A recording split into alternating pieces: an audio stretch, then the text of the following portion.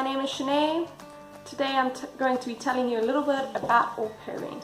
An au pair is someone, generally female, between the ages of 18 to 29 years old, who go through an agency, like Bianca's au pairs, to live with the host family in another country, to take care of their children and perform light household tasks as part of a cultural exchange program. Their responsibilities can vary as every family has different needs. However, your host family will discuss this with you and generally plan a schedule ahead of time.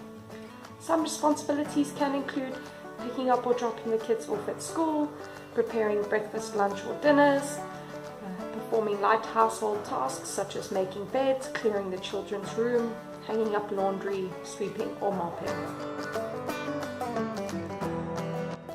I au paired in 2014 to 2015 in the Netherlands. I would say it was the biggest and most difficult decision of my life, but it was by far the best. I highly recommend au pairing to any young girl considering her next big life step. I learned so many wonderful things about myself that I'd never made the leap to go overseas. I learned responsibility, patience, understanding, and that I'm way more capable than I realize. I would also say I learned compassion, consideration and respect from living abroad in someone else's home.